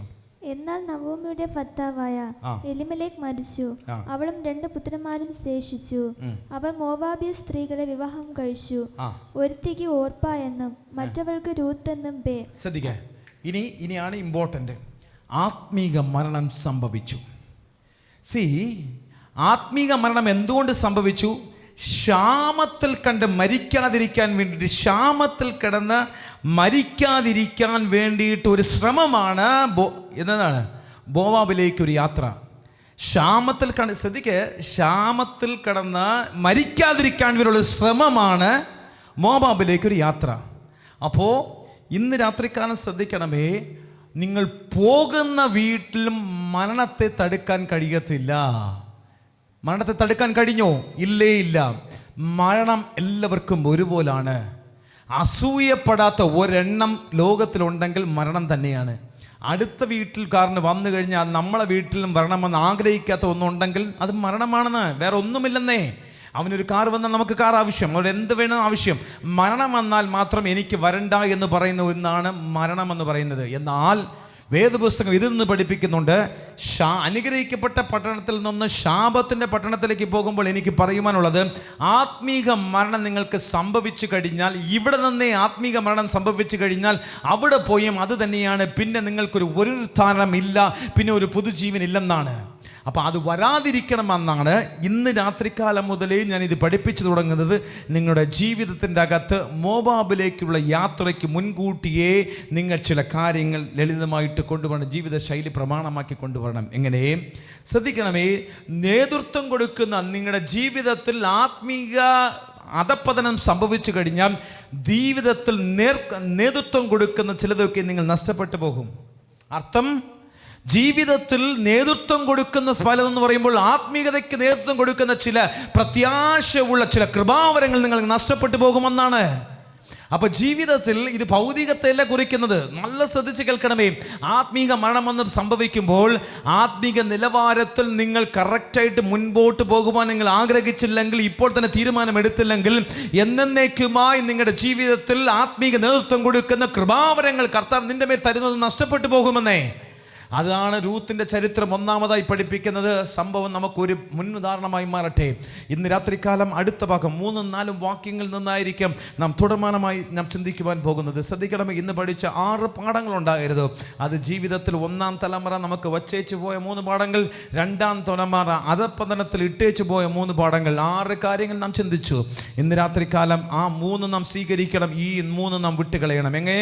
2ാം തലമുറ നമുക്ക് പഠിപ്പിച്ച കാര്യങ്ങൾ വിട്ടുകളയണം. 1-ാം തലമുറ നമുക്ക് പഠിപ്പിച്ച പാഠങ്ങൾ മാതാപിതാക്കളെ ഞാനും നിങ്ങൾ സ്വീകരിക്കണം. ശ്രദ്ധിക്കട്ടെ, ഇന്ന് രാത്രികാലം നിങ്ങൾ സ്വീകരിച്ചാൽ 2ാമത്തെ പഠനത്തിൽ നാം ചിലതൊക്കെയും പഠിക്കുവാൻ പോകുന്നു അടുത്ത വേഴ്ചക്കാലം. അതിനു മുൻപ് എല്ലാവരും എഴുന്നേറ്റ് നിന്നാട്ടെ. കർത്താവിനോട് അല്പസമയം മാത്രം ഈ കേട്ട വചനത്തിന് മുൻപിൽ നാം ഒരുമിച്ച് പ്രാർത്ഥിക്കും. അതിനുശേഷം ചില പ്രത്യേക കാര്യങ്ങൾക്ക് വേണ്ടി നാം പ്രാർത്ഥിച്ച് മുൻപോട്ട് പോകും. എല്ലാവരും കണ്ണുകളടച്ച് അല്പസമയം പ്രാർത്ഥിച്ചു തുടങ്ങിയാട്ടെ. യേശുവിൻ്റെ നാമത്തിൽ സ്തോത്രം ചെയ്ത് പറ. നിറയെ ഹൃദയത്തിന് ആഴത്തു നിന്ന് സ്തോത്രം ചെയ്ത് പറ. യേശുവിൻ്റെ നാമത്തിൽ കർത്താവേ നന്ദിയോട് സ്തോത്രമെന്ന് പറ. ഹല്ലേലൂയ. യേശുവേ, ഇന്ന് രാത്രികാലം എന്നെ പഠിപ്പിച്ച നല്ല നിയോഗങ്ങൾക്കായി സ്തോത്രമെന്ന് പറ. ഇന്ന് രാത്രികാലം എന്നെ പഠിപ്പിച്ച നല്ല വചനങ്ങൾക്കായി സ്തോത്രമെന്ന് പറ. കർത്താവേ, ഞങ്ങൾ കുടുംബമായി മോവാബ് മോവാബിലേക്കല്ല ഞങ്ങൾ കണ്ണോടിക്കേണ്ടത്. ഞങ്ങൾ അപ്പത്തിന്റെ ഭവനമായ ബെത്ലഹേമിൽ തന്നെ മടങ്ങി വരുവാൻ ആഗ്രഹിക്കുന്നു എന്ന് പറയുന്നവർ ശബ്ദമുയർത്തി പറ. യേശുവിനെ നാണിക്കാതെ പറ, നിങ്ങൾ ലജ്ജിക്കാതെ തന്നെ നിങ്ങൾ പറ. യേശുവിൻ്റെ നാമത്തിൽ ഇന്നു മുതൽ ഞാൻ വേദപുസ്തകം പ്രമാണിച്ച് ഞങ്ങൾ ഭയമുള്ളവരായിത്തീരും. ഇന്നു മുതൽ ഞങ്ങൾ വളരെയേറെ ഭയപ്പുള്ളവരായി തീരുമെന്ന് പറ. ഭയപരിശുദ്ധമായി വേദപുസ്തകം വായിക്കുമ്പോൾ ഞങ്ങൾ ഭയപ്പെടും. വചനത്തിൽ ഞങ്ങൾ വേരൂന്നി നിൽക്കും. വചനത്തിൽ ഞങ്ങൾ ഭയപ്പെടും. വചനം വായിക്കുമ്പോൾ ഞങ്ങൾക്ക് ഭയമുണ്ടാകണം. വചനത്തിൽ വായിക്കുമ്പോൾ ഭയമുണ്ടാകണം. യഹോവയെ സേവിച്ച് നിൽക്കുക കുടുംബമായി ഞങ്ങൾ മാറും. മടുപ്പില്ലാത്ത ആത്മീക കാലഘട്ടത്തിൽ ഞങ്ങൾ പ്രവേശിക്കും. മാത്രമല്ല ഞങ്ങളുടെ വ്യക്തമായിട്ടൊരു വിശ്വാസത്തിന്റെ പോരാടി തീർക്കുമെന്ന് പറയുന്നവർ എല്ലാവരും നന്നായി ദൈവത്തെ സ്തുതിച്ചാട്ടെ. യേശുവിൻ്റെ അധികാരമുള്ള നാമത്തിൽ, യേശുവിൻ്റെ അധികാരമുള്ള നാമത്തിൽ, യേശുവിൻ്റെ അധികാരമുള്ള നാമത്തിൽ, യേശുവിൻ്റെ അധികാരമുള്ള